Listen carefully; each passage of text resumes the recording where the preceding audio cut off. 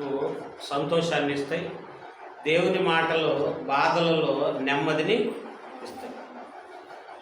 నిన్న మన సహోదరి గుంటూరు సంఘంలో సహోదరి కుమారి సిస్టర్ అని, తనకు నిన్న ఆపరేషన్ అంటే 3 రోజుల క్రితమే చేర్చాం.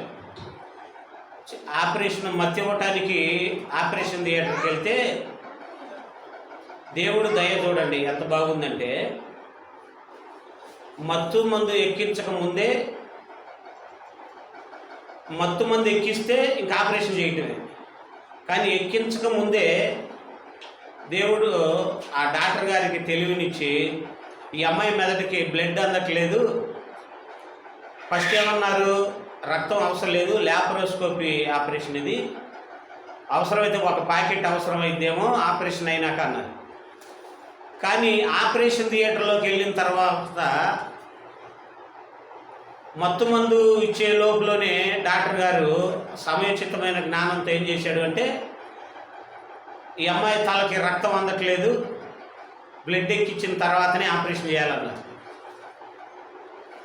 నేను బ్లడ్ ఒక ప్యాకెట్ తెచ్చాం, 2వ ప్యాకెట్ తేటానికి వెళ్ళా, ఎటు బస్ స్టాండ్ దగ్గరికి. ఆ సహోదరి ఆపరేషన్ ఎక్కడ, చుట్టుకుంటలో, అంటే గుంటూరు ఈ చివర. నేను బ్లడ్ తేటానికి వెళ్ళింది ఆ చివరికి వెళ్ళా, 2వ ప్యాకెట్ వెళ్తే అక్కడికి వెళ్ళేసరికి నేను వెళ్ళేటప్పుడు ఆపరేషన్ థియేటర్కి తీసుకెళ్ళాను. నేను అక్కడికి వెళ్ళి బ్లడ్ అడుగుతున్నా, అన్న ఆపరేషన్ ఆగిందన్న. భయం వేసింది నాకు. ఆ తర్వాత ఎందుకు ఆగింది అనగానే అమ్మయ్య దేవుడికి స్తోత్రాలు చెప్పాను. ఎందుకని చూడండి దేవుడు ఎంత గొప్పవాడంటే, మత్తు మందు ఎక్కించడానికి ముందే బ్లడ్ అవసరమైంది, ఈ అమ్మాయి తలకు బ్లడ్ అందట్లేదు అని వెంటనే ఆపించాడు. 3 రోజుల క్రితం చేయాల్సిందే నిన్న చేశారు. ఎందుకని ఈ 2 రోజులు కూడా బ్లడ్ ఎక్కించారు. అర్థమైందమ్మా?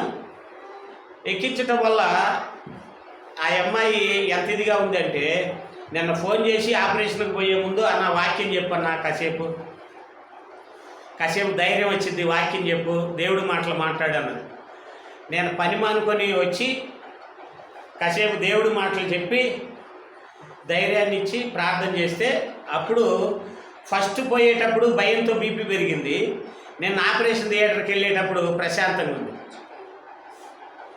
దేవుడి మాటలు అంత గొప్పగా ఉంటాయి, అవునా కదా?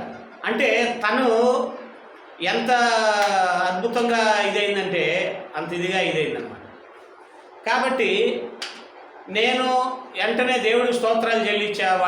వాళ్ళ డాక్టర్లు అందరూ కూడా నీకు మంచి పని జరిగింది, రక్తం ఎక్కించినాక ఆపరేషన్ జరగటం మంచిదని ముందుగానే ఎక్కించాను. మీకు అర్థమైందా? అంటే దేవుడు కృప, దేవుడు జాలి ఎవరి మీద ఉంటుందో వాళ్ళు నష్టపోరు. ఏం చేయరు? నష్టపోరు. మరి దేవుడు ఎవరిని నష్టపోనీడు. మరేం చేస్తాడు? బాధ పెడతాడు. ఏం చేస్తాడు దేవుడు? బాధ పెడతాడు, కానీ నష్టపోనీడు. మీరు అనుకోవచ్చు ఇదేంది, నష్టపోడు కానీ బాధ పెడతాడు, బాధ పెడితే నష్టమే కదా అని మీరు అనుకోవచ్చు. మీకు అర్థమైందా? దేవుడు బాధ పెడతాడు కానీ నష్టపెట్టడు. ఎందుకు బాధ పెడతాడు? మీరు మీ పిల్లలు స్కూల్కి వెళ్ళరు, లేదా కాలేజీకి వెళ్ళరు, బెత్తిని తీసుకొని కొట్టి మరీ పంపిస్తారు. ఏమండి పండ్ల గారు?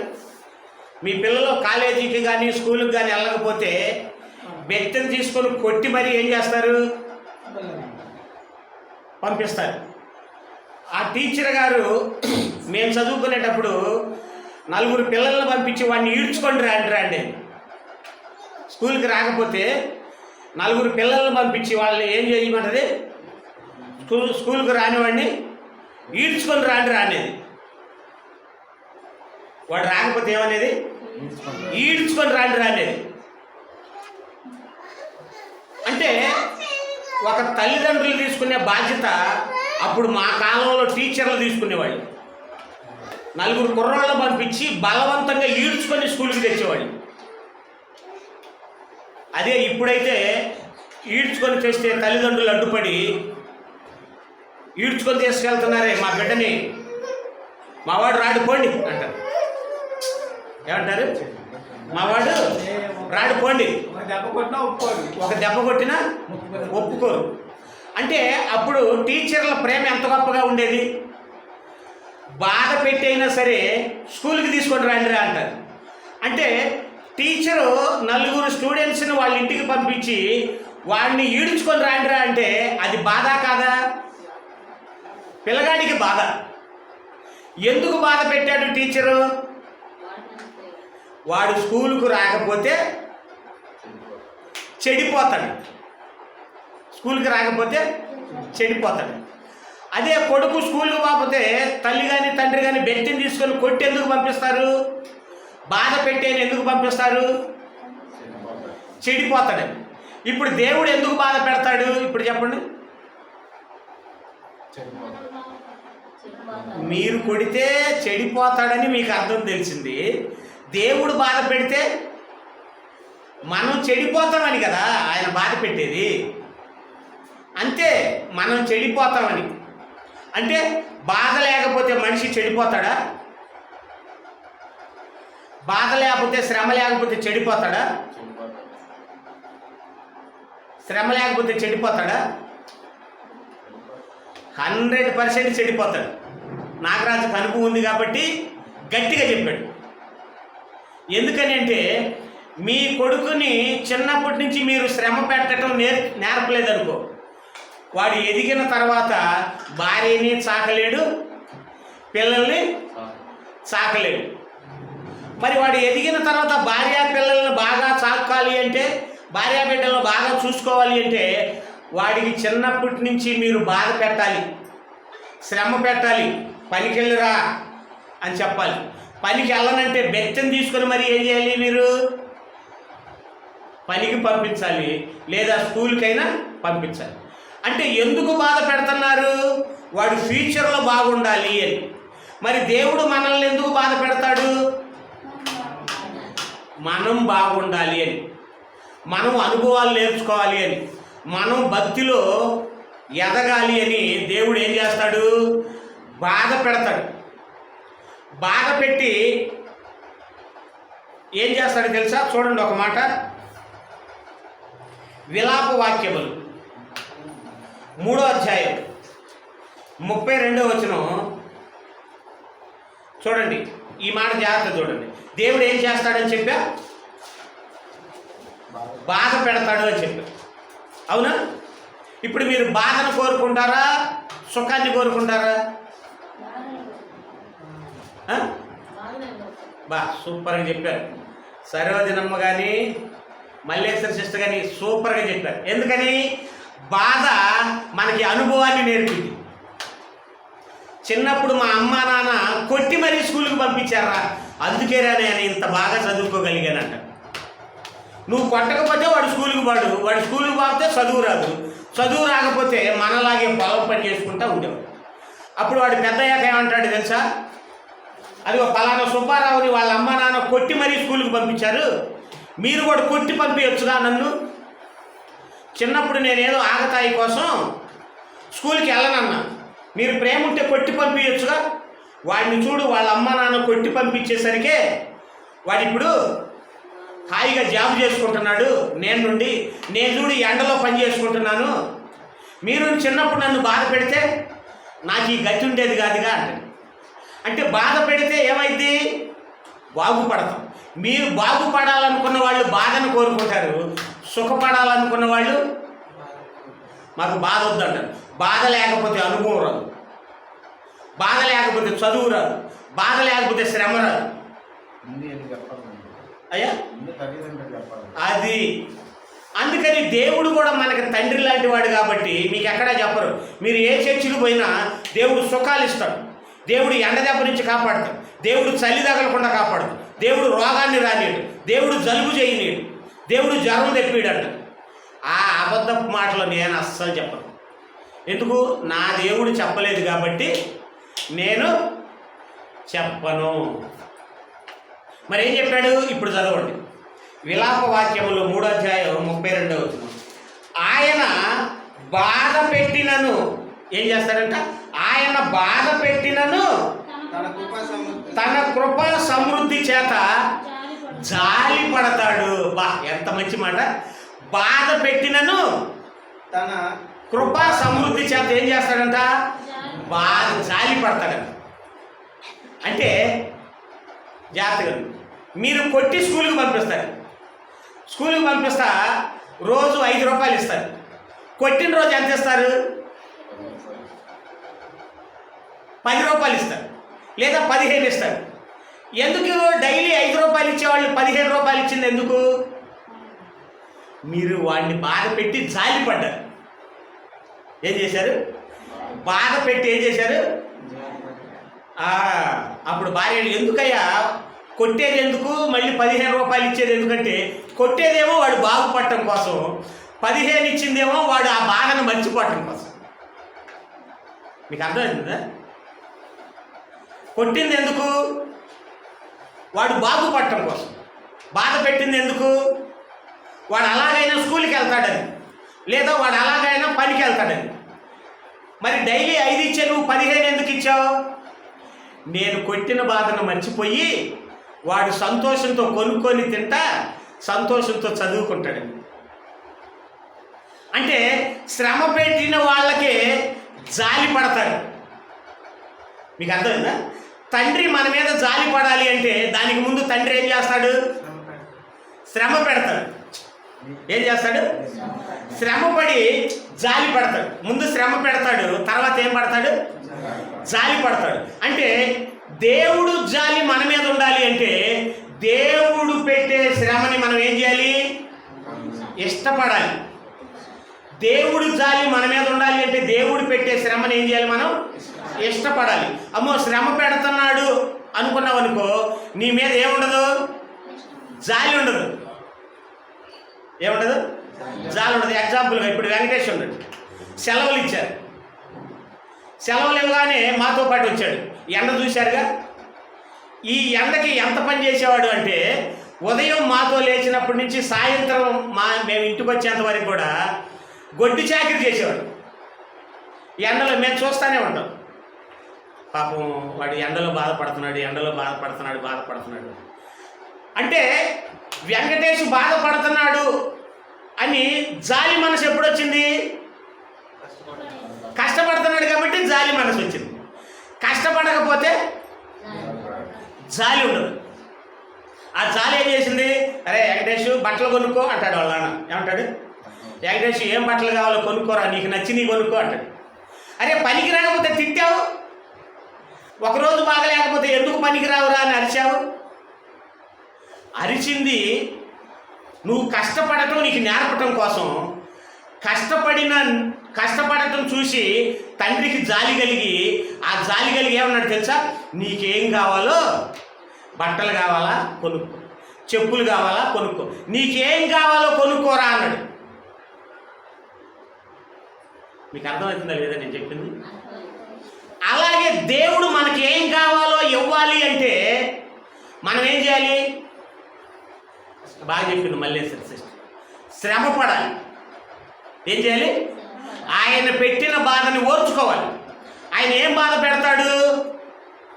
నీతిగా బతుకు, యథార్థంగా బతుకు, అబద్ధాలు ఆడవద్దు, నా సన్నిధికి డైలీ వచ్చేసేయి, అర్థమైందా? పరిశుద్ధంగా బతుకు అంటాడు. పరిశుద్ధంగా బతకపోతే నీకు శ్రమలు వస్తాయి అంటాడు. అరే నువ్వు పని చేసుకోకపోతే రేపు పెద్దయినాక బతకలేవురా అంటాడు తండ్రి. నువ్వు కష్టపడకపోతే పెద్దయినాక భార్య బిడ్డలు సాకలేవురా అంటారు. నువ్వు పనివాడివి కాకపోతే నీకు ఎవరు ఆడపిల్లని ఎవరు పెళ్లి చేసుకోవటానికి అంటారు.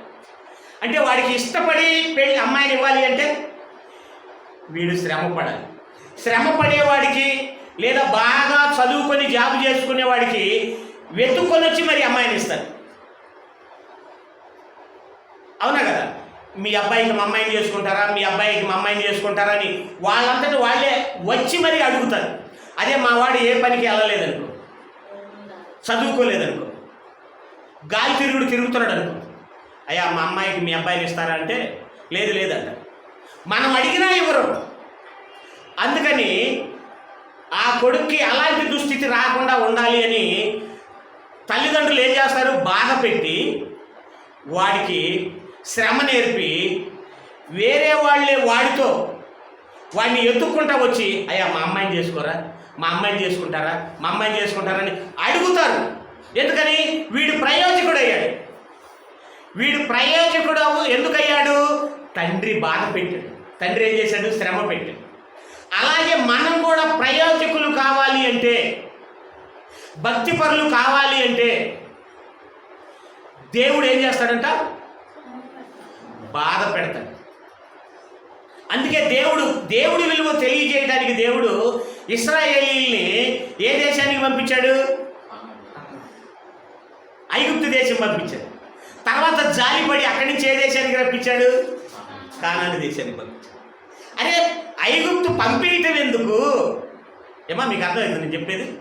ఐగుప్తు దేశం పంపించటం ఎందుకు? అక్కడ వాళ్ళు బాధపడి ఏడ్చి ప్రార్థన చేయగానే మళ్ళీ కానాను దేశం రప్పించడం ఎందుకు అంటే, ఐగుప్తు దేశంలో శ్రమ పెట్టడం నేర్పాడు. ఆ శ్రమలో దేవుడు గుర్తొచ్చేటట్టు చేశాడు. దేవుడు గుర్తు రాగానే వెంటనే ఎక్కడైతే సుఖపడ్డారో, ఎక్కడైతే శ్రమ పడ్డారో ఆ శ్రమ పడే దేశంలో నుంచి జాలిపడి ఎక్కడికి తెచ్చాడు? కానాను దేశం, పాలు తేనెలు ప్రవహించే దేశానికి తెచ్చాడు. మరి ఆ దేశంలో ఎండకి ఎండారు, వర్షానికి తడిచారు, తినటానికి మనస్ఫూర్తిగా తినటానికి తిండి లేదు, భార్యతో సరదాగా మాట్లాడటానికి సమయం లేదు. అందరూ కలిసి 6 ఎకరం నాటేస్తే, ఎకరాన్ని 6 నాటేస్తే వీళ్ళు 3 వేయాలి నాటు. అంటే ఎంత శ్రమ పడ్డారు? ఆ శ్రమ భరించలేకపోయేసరికి మా దేవుడు ఎక్కడున్నాడు? మా యెహోవా దేవుడు మాకు వాగ్దానం చేశాడు, ఇంకెంతకాలం ఈ శ్రమ అనుభవించాలని అందరూ కలిసి ఏం చేశారు తెలుసా? మోకాళ్ళు వేసి ప్రార్థన చేశారు. ప్రార్థన చేయగానే ఇప్పుడు వచ్చిందిరా వీళ్ళకి బుద్ధి అనుకున్నాడు. ఏమండి కొండల గారు? ఇప్పుడు కొండల గారి విలువ తెలియాలి అంటే నాగరాజు ఆయనకు దూరం అయినప్పుడు, వామ్ము మా నాన్న దగ్గర ఉంటే నాకు ఈ శ్రమలు ఉండేవి కాదుగా. అంటే శ్రమ వచ్చింది కాబట్టి తండ్రి విలువ తెలిసింది. అలాగే ఐగుప్తీయులకి దేవుడి విలువ ఎప్పుడు తెలిసింది? శ్రమ వచ్చింది కాబట్టి. అంటే శ్రమ దేవుడికి దగ్గర చేసింది, శ్రమ పనివాడిగా మార్చింది, శ్రమ చదువుకునేటట్టు చేసింది, శ్రమ ప్రయోజకుడిగా చేసింది. అంటే శ్రమ ఇప్పుడు భక్తులు అయిన మనకి లాభమా నష్టమా? లాభం. మరి క్రైస్తవులు ఎందుకని దేవుడు సుఖం ఇస్తాడని చెబుతారు? ఏమ్మా జ్యోతి సిస్టర్, ఇప్పుడున్న పాస్టర్లందరూ కూడా దేవుడు సుఖం ఇస్తాడని చెబుతారు. ఎందుకని? అబ్బా కరెక్ట్గా చెప్పారు. ఎందుకని? మాయ మాటలు చెబితే కదా జనం వచ్చేది, జనం వస్తే కదా డబ్బు ఇచ్చేది. అమ్మా నేను ఎప్పుడైనా దేవుడు మీకు సుఖం ఇస్తాడు అని చెప్పానా? మరి ఏమిస్తాడు చెప్పానంటే శ్రమలలో నిలబడటం నేర్పుతాడు. శ్రమలు వచ్చినప్పుడు ఏమిస్తాడు? నిలబడే ధైర్యాన్ని ఇస్తాడు. తర్వాత చనిపోతే పరలోకం ఇస్తాడు. మీకు అర్థమైందా? చనిపోతే ఏమిస్తాడు? పరలోకం ఇస్తాడు. అందుకని మళ్ళీ చదవండి. ఆయన బాధ పెట్టినను తన కృపా సమృద్ధిని బట్టి జాలిపడు. అంటే బాధ పెడితే దేవుడు జాలి మనకి కావాలి అంటే, దేవుడు మనసు మన మీద ఉండాలి అంటే మనం ఏం పడాలి? శ్రమ పడాలి. ప్రభువా నాకు ఒంట్లో బాగలేదు, ఇంతకీ ఈ దేవుడు నిజమైన దేవుడా అబద్ధం దేవుడా అంటే, అయ్యా సమ్మద్దు అంటే సుఖపడితేనేమో మంచి దేవుడు, శ్రమ పెడితే చెడ్డ దేవుడా? మరి మీ పిల్లల్ని మీరు ఎందుకని సుఖపెట్టరు? మీ పిల్లల్ని మీరు ఎందుకని కర్ర తీసుకొని మరీ స్కూల్కి పంపిస్తారు? భవిష్యత్తులో బాగుండాలని. తల్లిదండ్రులుగా మీరే మీ పిల్లలుగా శ్రమ పెట్టి ప్రయోజకుల్ని చేస్తే, పరలోకమందున్న దేవుడు మనల్ని బాధ పెట్టి ప్రయోజకులుగా చేయాలి అనుకోవటంలో తప్పుందా? ఏమండి కొండల గారు, ఉందా? లేదు. అందుకే ఇప్పుడు బాగున్నాడు, నా కొడుకు గొప్ప అని 100 మందిలో చెబుతాడు. రేపు బాబు చనిపోయిందాక చెప్పుకుంటాడు కొడుకు గురించి. ఏమని? కొడుకు అంటే మావాడు రాట. ఇప్పుడు కొడుకుని మెచ్చుకోడు, పనికిరారా, అది కలుపురా, ఇది కలుపురా, ఎందుకురా నిదానంగా చేస్తాను, అది ఇదని. మనసులో ఏముంటుంది? ప్రేమ ఉంటుంది. నోటి ద్వారా ఏమొచ్చింది? కోపం వచ్చింది. ఎందుకు? కోపంలో కూడా ఏముందంటే ఇప్పుడు ప్రేమ ఉంటుంది. అంటే కొడుకు గురించి తండ్రి జీవితాంతం గొప్పగా చెప్పుకోవాలంటే కొడుకుని ఏం చేయాలి? తండ్రి బాధ పెట్టాలి. అలాగే ఇప్పుడు జ్యోతి గురించి కానీ, ఫాతిమా గురించి కానీ, చెంచమ్మ గురించి కానీ, సరోజనమ్మ గురించి కానీ, మల్లేశ్వర గురించి కానీ, విజయమ్మ గురించి కానీ, సౌజన్య గురించి కానీ, లేదా ఇక్కడున్న సమొద్దు వాళ్ళ నాన్న కొండల గారు, నాగరాజు, ఇక్కడున్న మగాళ్ళు స్త్రీలు, మనందరి గురించి కానీ దేవుడు గొప్పగా చెప్పుకోవాలి అంటే ఏం చూసి గొప్పగా చెప్పుకుంటాడు? ఆయన కోసం మనం అనుభవించిన శ్రమలను చూసి గొప్పగా చెప్పుకుంటాడు. సుఖపెడితే గొప్ప ఏముంది? మా అబ్బాయి భలే మంచోడు అయ్యా అన్నాం అనుకో, దేన్ని బట్టి? బాగా ప్యాకెట్ మనీ ఇచ్చి, ఇష్టమైన చోటకల్లా పంపించి, ఇష్టమైన తిండల్లా తినిపించి, ఏం మంచి? అది మంచితనమా? కాదు. కష్టాలలో కూడా నీ చెయ్యి విడిచిపెట్టుకుని ఉంటాడే, అది మంచితనం. నువ్వు శ్రమ పెట్టినా మా నాన్న గొప్పోడు అంటాడే, అది మంచితనం. బాధ పెట్టినా మా నాన్న బాధ పెడితే అందులో అర్థం ఉంటుంది అని నాన్నకి లోపడతాడే, అది మంచితనం. ఇంకా అర్థమైందండి చెప్పేది? నేను చెప్పే కొంచెం ఇష్టంగా ఉండవు, కానీ ఇష్టపడితే అదృష్టం. అలాగని మాయమాటలు చెప్పాలా? ఎండకు వాళ్తున్నావు అనుకో దేవుడు గొడుగు పెడతాడు అని చెప్పాలా? చలి వచ్చిందనుకో వెంటనే మా ఎండ తెప్పిస్తాడని చెప్పాలా? మనం బాగుండాలి అంటే దేవుడు పెట్టిన శ్రమకి, ఆ బాధకి మనం నిలబడాలి. నిలబడితేనే. ఇప్పుడు మన విజయమ్మకి బాగలేదు. ఇప్పుడు విజయం ఏమనుకోవాలో తెలుసా? ఈ శ్రమల్లో నేను దేవుడిని గుర్తుపెట్టుకుంటున్నానా? దేవుడు నాకు తోడున్నాడని ధైర్యంగా ఉంటున్నానా? అరే ఏందిరా, నేను చర్చికి వెళ్తున్నా కానీ నాకు ఈ రోగం ఏందని కొడుకుతో చెప్పుకుంటున్నానా అని పరిశీలించుకోవాలి. అర్థమైందా? రోగం వచ్చినప్పుడు అర్థమైంది మనం దేవుడిని ప్రేమిస్తున్నామో లేదు. మీకు అర్థమైందా? ఇప్పుడు మన సరోజనం ముందు ఇంత దూరం నేను రమ్మన్నానా? నేను పిలిచానా? లేదు. అక్కడి నుంచి ఇక్కడికి నడుచుకుంటూ వచ్చింది. పోయిన వారం కూడా వచ్చిందంట. రాలేకపోయింది. అయినా ఎందుకు వచ్చింది? ఉండాలనుకుంటే నాకు ఒంట్లో బాగాలేదే, కాళ్ళు నొప్పని ఉండొచ్చు. మనం ఎందుకు రావు అని అడగలేము. కానీ దేవుణ్ణి ప్రేమిస్తే మనకు వచ్చిన అనారోగ్యాన్ని కూడా ఏం చేస్తాం? జయిస్తాం. బాగలేదని ఇంట్లో పడుకోవాలా? నేను కుంటుకుంటానైనా సరే నా దేవుడి సన్నిధిలో ఉండాలని నువ్వు ఎప్పుడు అనుకుంటావో అప్పుడు నువ్వు బాధపడితే ఆయన జాలి చూపిస్తాడు. నాకు బాగలేదని ఇంట్లో ఉన్నావు అనుకో, ఆయన ఎప్పుడు జాలి చూపిస్తాడు? బాగలేదని ఇంట్లో పడుకుంటే ఏమంటుంది? మనమే మన పిల్లల్ని మాకు బాగలేకపోతే మా నాన్న ఏం చేసేవాడు తెలుసా? పనికి మేము భయంకరంగా మా నాన్న మామూలుగా చేయించాడు పని. సెలవులకు ఇంటికి వచ్చామంటే చాలు కాళ్ళకు బెజ్జాలు పడి రక్తం కారుతుంటుంది. అయినా కానీ ఊరుకునేవాడు కాదు. పడుకుంటే లేరా సద్ది మొహవాడు, ఇప్పుడే పడుకుంటే రేపు భార్య బిడ్డలు లేదు అనుకుంటావురా నువ్వు? ఈ వయసులో జ్వరాన్ని లెక్క చేయొచ్చా అంటాడు.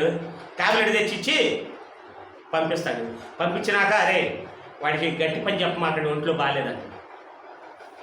ఏమంటాడు? ఎందుకని? వాడు కష్టపడాలి, కానీ జ్వరం వచ్చిందని ఆడ బలమైన పని చేయకూడదు. అంటే ఇటు టాబ్లెట్ ఇచ్చి పనికి పంపించాడు, ఇటేమో వాడికి బరువైన పని చెప్పొద్దు, తేలిక పని చెప్పు అన్నాడు. దానినే ప్రేమ అంటారు. మన దేవుడు ప్రేమ కలిగిన వాడు కాబట్టి మనల్ని బాధ పెడతాడు. ఆ బాధలో మనం దేవుణ్ణి ఎంత నమ్ముతున్నామో మనకు తెలిసిపోతుంది. మీరే ఆలోచించుకోండి. విజయం ఉంది, తనకు తెలిసింది ఇప్పుడు నేను విశ్వాసినా అవిశ్వాసిన. నాకు రోగం ఇచ్చాడు ఏనేం దేవుడురా అని అనుకుంటే దేవుడు జాలిపడ్డాడు. ఎందుకని? బాధకు నువ్వు నిలబడట్లేదు.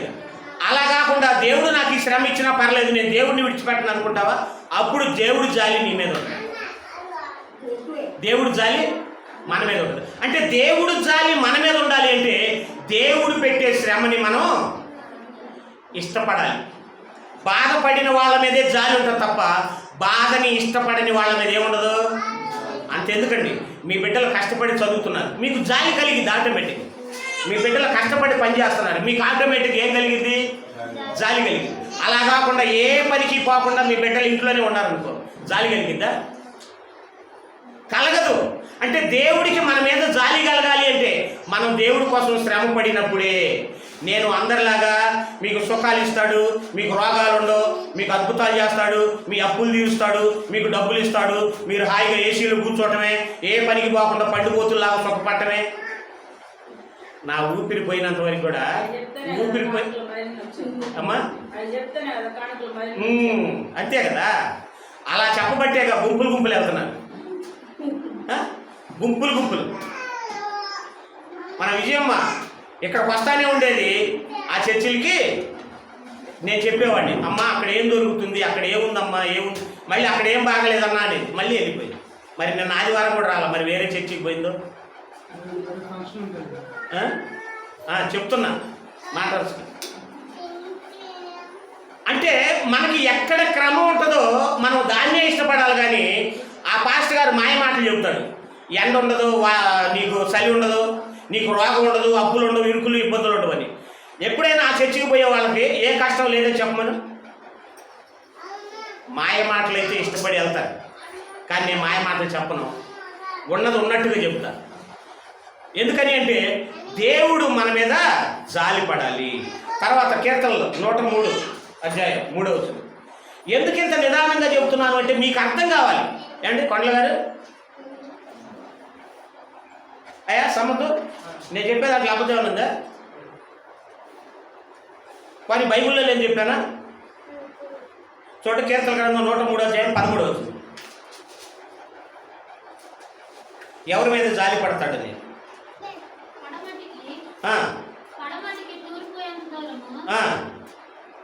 అంతే. పడమటికి తూర్పు ఎంత దూరమో ఆయన మన అతిక్రమణను మనకు అంత దూరం పరిచి ఉన్నాడు. అది మన తప్పులనంట దూరం చేస్తాడంట. నువ్వు అయ్యా నేను దొంగనయ్యా, నేను అబద్ధికున్నయ్యా, నేను వ్యభిచారినయ్యా, నేను అదయ్యా ఇదయ్యా నువ్వు బాధపడతావు అనుకో, ఆయన అంటాడంట, అరే పర్లేదురా, నువ్వు వ్యభిచారం చేసినా, నువ్వు దొంగతనం చేసినా, నువ్వు అబద్ధాలు మాట్లాడేవాడైనా, నువ్వు కొండాలు చెప్పేవాడైనా ఏం చేస్తాడంట? పడమటికి తూర్పు ఎంత దూరమో నీ పాపాలను కూడా తీసేసి మూటగట్టి అలా బారేస్తానన్నాడు. మన పాపాలు తీసేసేది ఆయన మాత్రమే, ఇంకెవరు తీయగలరా అని ఏమంటున్నాడు చూడండి. తండ్రి తన కుమారుల ఎడల తండ్రి ఈ మాట జాగ్రత్త చూడండి. తండ్రి తన కుమారుల ఎడల లేదా కుమార్తెల ఎడల బా ఈ మాట చూడండి ఈ మాట చూడండి. తండ్రి తన కుమారుల ఎడల జాలిపడినట్లు యెహోవా తన యందు భయభక్తులు గలవారి ఎడల జాలిపడును. బా ఎంత అద్భుతం! మీకు అర్థమైతే ముఖాల్లో నవ్వు ఆనందం మొత్తం కలిసి వచ్చాయి. నవ్వు ఆనందం మొత్తం కలిసి వచ్చాయి. ఎందుకని? మా దేవుడు మా మీద ఇంత జాలి పడతాడా అనే ఫీలింగ్ వచ్చింది. చూడండి మళ్ళీ చదువు. తండ్రి తన కుమారుల ఎడల జాలి పడినట్లు చెప్పే కదా. తండ్రి కుమారుల మీద ఎప్పుడు జాలి పడతాడు? కష్టపడినప్పుడు. అంతే కదా అంతే కదా. అంతెందుకు మీ భర్తల మీద ఎప్పుడు జాలి పడతారు చెప్పండి. ఇప్పుడు మీకు అర్థమైంది. దత్తుగారు ఉన్నారు, ఎండకి గొర్రెలను తోలుకొని పోయి ఎండలో వస్తే జ్యోతిషిస్తే ఏముంటుంది? వెంటనే అడగడు ఆయన వాకిట్లో ఉండగానే తను వెళ్ళి ఆడికి వెళ్ళింది బీరువా దగ్గరికి వెళ్ళి కూలింగ్ వాటర్ తెచ్చింది. ఎందుకని? మా ఆయన ఎండలో కష్టపడి వచ్చాడు. అంటే కష్టపడ్డాడు కాబట్టి అడగకుండా నేను తెచ్చింది మంచినీళ్ళు తెచ్చింది. ఆయన ఏమనుకుంటాడు? నేను ఎండలో పోయి వచ్చానని నేను అడగకుండానే నా భార్య నాకు నీళ్ళు ఇచ్చిందా, కూలింగ్ నీళ్ళు ఇచ్చిందా? అంటే శ్రమలో ఏముంది? ప్రేమ ఉంది. అలా కాకుండా ఏ పనికి వెళ్ళకుండా పొద్దున్నే ఒకసారి, మధ్యాహ్నం ఒకసారి, సాయంత్రం ఒకసారి తిని రోజంతా రోడ్ల మీద తిరిగి వచ్చి ఏం కోరే అన్నాడు అనుకో, బీరువా కూలర్లో ఫ్రిడ్జ్లో కూలింగ్ వాటర్ తెచ్చిచ్చిందా? ఈదు కదా, మామూలు నీళ్ళు కూడా ఈదు. ఎందుకని? కష్టపడే వాళ్ళే ప్రేమను పొందుతారు, శ్రమ పడే వాళ్ళే ప్రేమను పొందుతారు. దేవుని యందు భయభక్తులు కలిగి దేవుడి కోసం శ్రమ పడే వాళ్ళే దేవుడి జాలిని పొందుతారు. మనం జాలి కావాలి అనుకుంటాం, మరి ఆయన జాలి ఎప్పుడు చూపిస్తానంటున్నాడు? శ్రమ పడినప్పుడు కదా, అవునా కదా? అందుకని ఏమన్నాడు? తండ్రి తన కుమారుల ఎడల జాలి పడినట్లు యెహోవా తన యందు భయభక్తులు గలవారి ఎడల. అబ్బా, అంటే దేవుడు జాలి మన మీద ఉండాలి అంటే మనకేముండాలి? భయభక్తులు ఉండాలి. ఒంట్లో బాగలేకపోగానే ఏం దేవుడో ఏం కథో, నాకు ఈ రోగం తగ్గిస్తాడో తగ్గించడో అంటే, రోగం వచ్చినప్పుడేమో ఏం దేవుడు ఏం కథో, అన్నీ బాగుంటే నా దేవుడు గొప్ప, నా దేవుడు గొప్ప, నా దేవుడు గొప్ప. తండ్రి కానీ అవసరమైనంత డబ్బు కొడుకిస్తే మా నాన్న గొప్పోడని చెబితే అందులో గొప్పే ఉంది. తండ్రి గొప్పోడు ఎప్పుడవుతాడు? కొడుకుని శ్రమ పెట్టినప్పుడు. దేవుడు మనకి గొప్ప ఎప్పుడవుతాడు? మనం శ్రమలలో కూడా ఆయన్ని ఘనపరిచినప్పుడు. ఇది గుర్తుపెట్టుకోండి. మీరు కూడా ఒకవేళ ఎలాంటి మనసు కలిగి ఉంటారేమో అనారోగ్యం వచ్చినప్పుడు, ముందుగానే దేవుడు మాట్లాడిస్తున్నాడు. అర్థమైందా? ముందుగానే దేవుడు ఏం చేస్తున్నాడు? మాట్లాడిస్తున్నాడు. బాధ పెట్టాడని దేవుడు కాదు అనుకున్నాం అనుకో, ఇంకా మనకి చనిపోయిన తర్వాత తిరిగి లేకుండా దేవుడు. ఎందుకంటే నమ్మకం లేదుగా, విశ్వాసం లేదుగా. దేవుడు అంటే మనకి ఆరోగ్యంగా ఉన్నప్పుడు గొప్పవాడు అనుకోవటం కాదు, మనకి అనారోగ్యం వచ్చినా కానీ గొప్పవాడు అనుకోవాలి. అది విశ్వాసం అంటే. అదే యోబు గారు చేశాడు. ఒళ్ళంతా కురుపులు వచ్చినాయి. ఏం చేశాడు ఆయన నాగరాజు? బిడ్డలందరూ చనిపోయారు. ఏం చేశాడు? దేవుడు ఇచ్చాడు, దేవుడు తీసుకొని పోయాడు.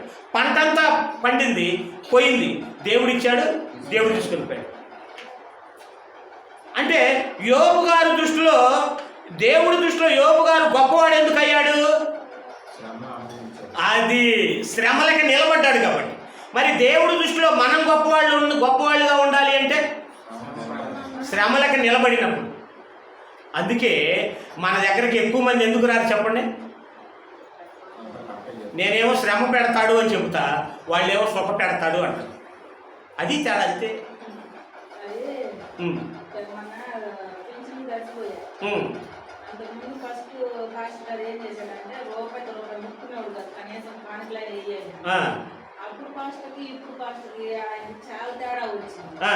నిలబడి ప్రార్థన చేస్తాడేమో, నేను నిలబడుతుంటే డబ్బులు 500 ఇవ్వ అన్నాడు. అది నాకు మైండ్ పోయింది. అసలు నువ్వేనా అన్న అంటే నాకు మైండ్ పోయింది. నాకు డబ్బులు 500 ఇవ్వమ్మా అన్నాడు. అదే నన్ను నామాట అంటున్నావు, రూపాయి 1000 రూపాయలు కాదు ఇచ్చి ఇదిగో అన్నా కూడా కానీ స్థాయిలో ఓడుకోవాలి నాకు వద్దని. అదే అంటే గల్లా పెట్టి అయిపోవాలి. అది ఇప్పుడు ఆయన 500కి 200 కూడా మరి ఇదే అంతే కదా. ఇప్పుడు అడిగి ఇవ్వటం తప్పనట్లా, నేను అడిగి తీసుకోవటం, డబ్బు కోసమే సేవ చేయటం అనేది.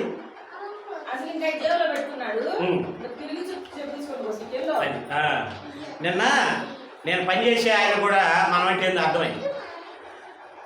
గుంటూరు నుండి వస్తున్నాను నేను, ఆయన నరసరాపేట నుండి వస్తున్నాడు. మధ్యలో మేస్త్రి నేను దారిలో ఇస్తా రమ్మన్నాడు. ఆయన ఏమో బైపాస్ నుండి వస్తున్నాడు, నేనేమో హాస్పిటల్ కాడ ఉన్నా. నేను ఇక్కడ ఉన్నా మేస్త్రి అంటే, ఉన్నావా హాస్పిటల్ ఎవరినో చేర్చావా, మళ్ళీ డబ్బులు కావాలా, ఖర్చు పెడతావా ఏమన్నాడు? మళ్ళీ హాస్పిటల్ కాడ ఉన్నావా, ఇంక ఇది తీసుకుపోయి అక్కడ తగలబెట్టడానికేగా ఏమన్నాడు? ఎందుకు మేస్త్రి అందరిలాగుండు అందరి పాస్టర్లాగుండు, అటైతే నేను రేపు ఇస్తాను డబ్బులు ఇవ్వాలి, ఇస్తే ఇప్పుడు హాస్పిటల్ ఇస్తావు. లేదు మేస్త్రి, మరి కష్టపడుతున్నందుకు మరి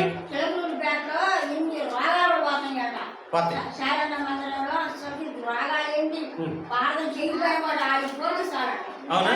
అప్పుడు విజయమ్మని తీసుకుపోండి, విజయమ్మని ఆడకి తీసుకుపోయి ఒక్కరోజు కాదు 10 వారాలు తీసుకొని పోండి. అందరు వెళ్ళండి. తగ్గిద్దేమో చూద్దాం. లేరానమ్మా ఆ. లేరాను. ఎందుకంటే ఆడ జనాల్ని వాళ్ళు నేర్పేది అదే, మీతో పాటు ఒకళ్ళని తీసుకొని రండి, మీతో పాటు కొంతమందిని దాడి అంటారు. మరి రావాలంటే డైరెక్ట్గా రారుగా, వాక్యం చెబితే రారుగా. అందుకని రోగాలు తగ్గుతున్నాయి అంటే తెలివిలేని వాళ్ళు ఏం చేస్తారు? రోగాల కోసం పోతారు, రోగాలు తగ్గించుకోవడానికి కోసం పోతారు. మనం ఏం చెబుతాం? దేవుడు మనసిది, దేవుడు ఇలాంటి వాడు, దేవుడు ఇలాంటి ప్రేమ చూపిస్తాడు అని మనం చెబుతాం. మీకు అర్థమైందా? చెప్తున్నా కదా, విజయం తీసుకొని పోండి అక్కడికి. విజయమే కాదు, ఎవరికి బాగలేకపోయినా వెళ్ళి రండి. ఒక్క వారం కాదు, సంవత్సరం వెళ్ళి ఆ తర్వాత రండి నా దగ్గరికి.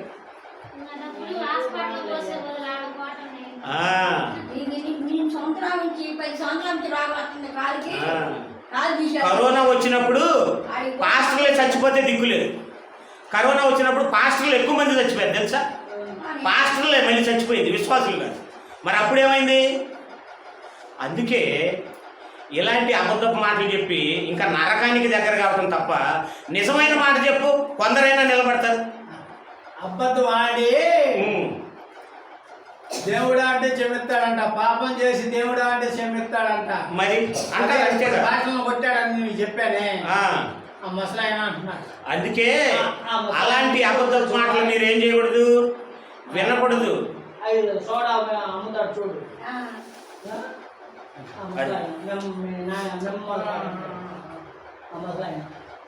అబద్ధాలన్నా పాపం చేసిన దేవుడు అంటే క్షమిస్తాడంట. పొద్దు క్షమిస్తాడు అంటారు. మరి ఎన్ని తప్పులు చేసినా ఇంకా క్షమించుకుంటా పోతే నువ్వు ఒక్క తడవ అయితే తప్పు చేశాను అనుభవం లేక తొందరపాటు వల్ల ఇది అయితే ఆ లెక్క వేరు.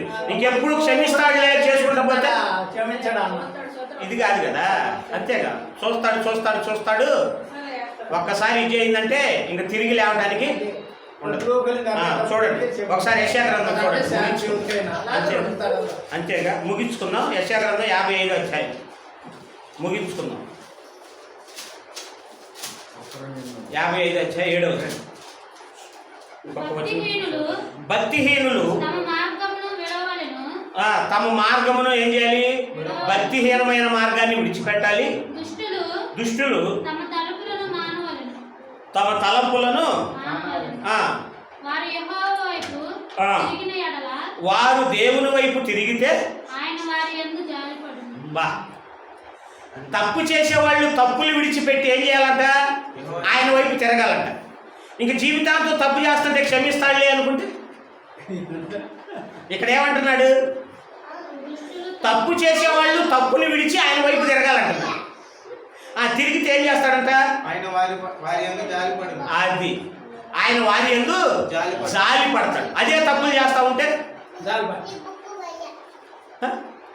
చేస్తా ఉంటే మన విషయం జరిగింది. జాగ్రత్తగా మాట, ఇంకో మాట చదువుకొని ముగించుకుంది అంటే అపార్థం చేసుకోండి.